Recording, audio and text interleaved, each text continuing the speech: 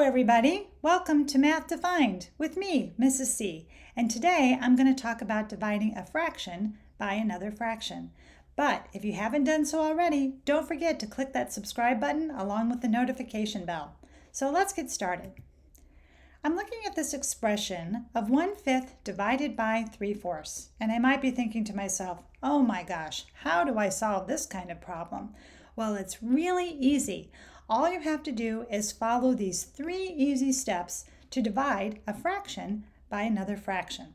And these 3 easy steps are to keep, change, and flip. And if you can just kind of remember those 3 easy steps as keep, change, flip, anytime you see a division problem, you are going to find doing these kinds of problems just as easy as can be. All right, so let's get started. So the first step is to keep. So I'm going to keep my first fraction because keep is the first step and 1/5 is my first fraction. So I'm going to keep 1/5. Then I'm going to change, and I'm going to change the division sign into a multiplication sign. And the last thing I'm going to do is flip, and that means to flip my second fraction. And when I do that, it's called writing a reciprocal. So when I flip 3/4 to 4/3, what I've really done is I've written its reciprocal.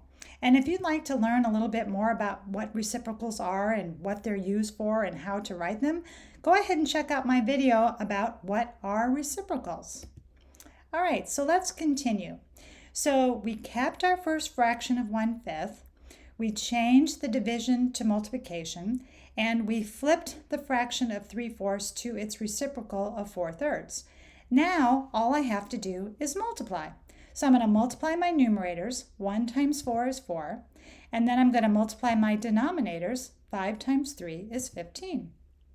And just like always, I check to see if I can simplify that by seeing if 4 and 15 share any common factors.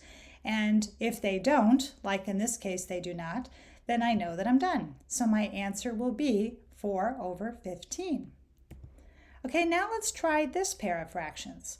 So now I have 4/9 divided by 1/3. But remember, we have 3 easy steps to follow. Keep, change, and flip. So we're going to keep 4/9, we're going to change division to multiplication, and we're going to flip 1/3 to its reciprocal of 3/1. And then all I have to do is multiply. So 4 times 3 is 12, and 9 times 1 is 9.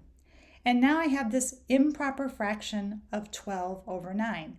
And remember, when you have an improper fraction, that means that you are dividing 12 divided by 9 in order to simplify that improper fraction.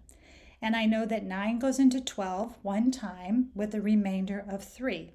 And the remainder of 3 becomes the numerator, and the denominator of 9 does not change. So 12/9 simplifies to 1 3/9.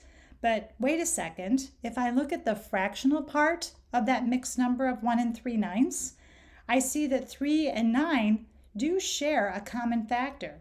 So that means that I'm going to have to simplify a little further by dividing the numerator and the denominator by the shared factor of 3. So I'm going to go ahead and divide each by 3. And when I do that, I'm going to bring my whole number of 1 over. And then 3 divided by 3 is 1, and 9 divided by 3 is 3. So my final answer will be 1 1/3. All right, now it's your turn. I'd like you to try this expression, 2/7 divided by 3/4, on your own. So that means pause your video and then come on back and check it out. All right, so 2/7 divided by 3/4. We're going to do our first step of keep 2/7. Then we're going to change the division to multiplication, and then we're going to flip 3/4 to its reciprocal of 4/3. And then all you have to do is multiply the numerators. So 2 times 4 is 8. Multiply the denominators. 7 times 3 is 21. Check to see if we can simplify. And since they do not share any common factors, we know we're done with our fraction of 8/21. So good job with that. But Have you ever wondered what you would do if one of your numbers was a whole number instead of a fraction? Well, let's check out that situation next. So now I have 2/3 divided by 3. Now, whenever you have a fraction and you are supposed to divide that fraction, your other value must be a fraction as well. So that means that I'm going to need to change that whole number and rewrite it as an improper fraction first before I start following those 3 easy steps. So to turn a whole number into an improper fraction, all you need to do is put the whole number in the numerator and put a 1 in the denominator.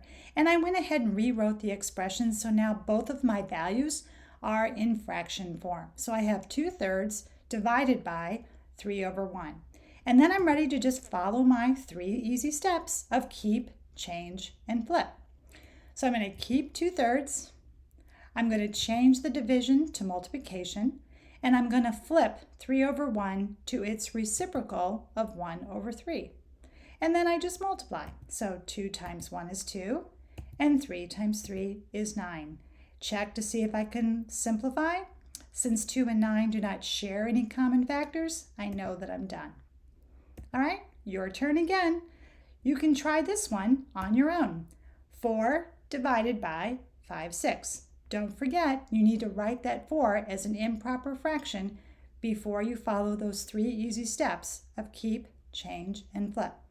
I encourage you to pause your video again, complete this on your own, and then come on back.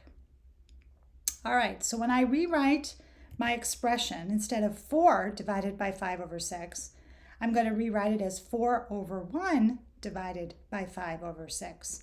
Now I'm ready to follow my 3 easy steps. So keep 4/1, change division to multiplication, and then flip 5/6 to its reciprocal of 6/5. And now I multiply. So 4 times 6 is 24, and 1 times 5 is 5. And then this is an improper fraction, so that means that I'm going to have to divide 24 divided by 5.